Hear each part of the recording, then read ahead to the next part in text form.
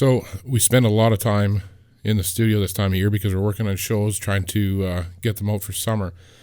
So while we're doing that, we thought we'd kind of utilize Ty while he's here. He can bring up some clips and stuff and go through some kind of average Joe management things. And by that I mean not showing a guy how to buy 6 or 10,000 acres of epic whitetail land, which is what I would love to do, which a lot of people would like to do. And if you can do that, that's great. And I would be more than willing to come and help you manage and hunt that land.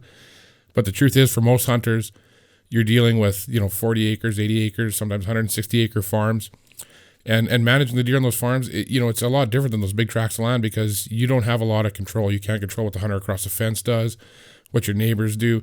You don't have the same level of control as that large land manager, but there's still things you can do every month throughout the year that's going to help you in the fall. So every month we'll do this, and we'll talk about a couple things that you can do that month that might help you come fall.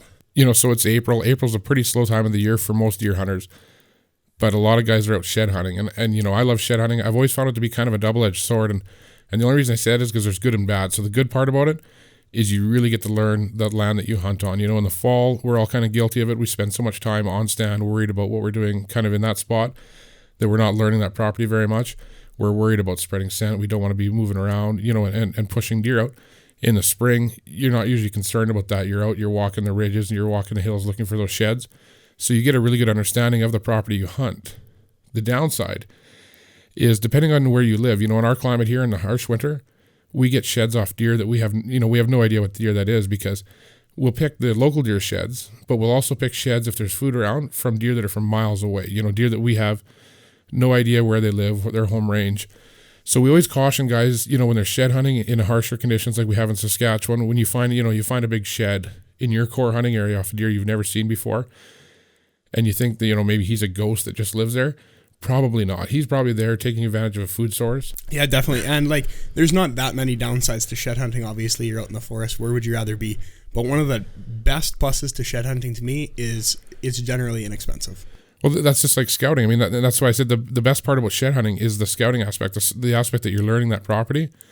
And it doesn't matter if it's April or August or September. Scouting's always free. I mean, you just have to get there. That's all you have to do. So the other thing you can do in April, and it's a little bit more controversial, and that's feed a deer, and it's controversial because there's people on both sides of the fence on that.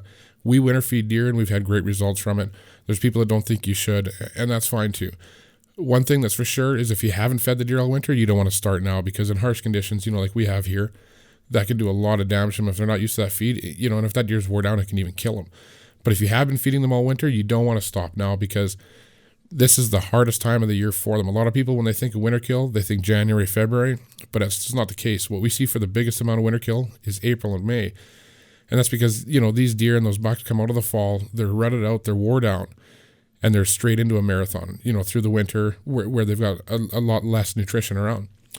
So when we get into the early spring, until things green up, they still have no new feed. The agricultural fields, the grasses, they're not there. So as you head into those times, that's when the deer is the most run down.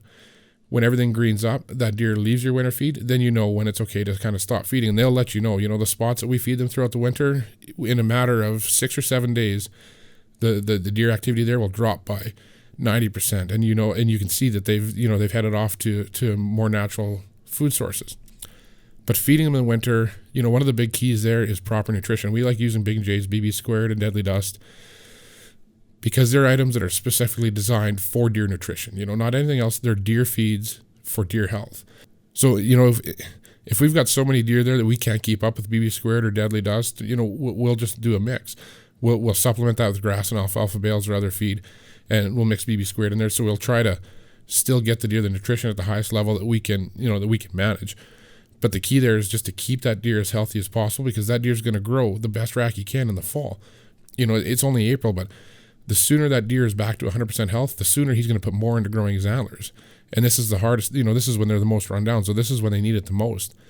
Now, nothing you can feed a deer is going to turn a 150-inch deer into a 200-inch deer. There's probably people that are going to, claim that if they want to sell you something, but it's not the case. If they do claim that, that's probably when you can start being suspect. But you can definitely help a deer, reach his full potential. And that can be a big difference. A good example of that is a deer that 2 years ago, you can bring it up. We had a 170-inch Boone and Crockett class buck. Now, that deer got severely run down in the rut. He shed at a very awkward time. And then last year, in the prime of his life, he lost 35, 40 inches maybe. He went down to 135-inch deer. So now this year, we winter fed there right from in the fall through the winter, and we're still feeding them now. He's been there all year, so we're going to be really curious to see how he does this year. But, I know what he's going to do. He's healthy. He came out of the rut healthy. He's been healthy all winter. He's going to produce a great rack. So that goes to show you how much swing there is in there, for that class of deer, just depending on how their health is. And I've heard Dean say lots too, like we target bucks, obviously, and we want to feed bucks, but there's no downside in feeding your does and keeping those deer healthy as well. No, that all the deer, the healthier they are, the better your hunting is going to be, because the healthier you can keep the does, the healthier fawns are going to give birth to, and the healthier the does are in the spring, the more and better quality milk they're going to produce for those fawns. So the healthier you can keep those deer in an area, they're going to provide you with the best hunting and the biggest bucks, you can.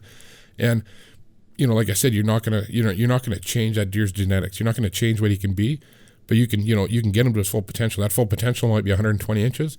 It might be 220 inches, but you never see it until that deer's 100% healthy.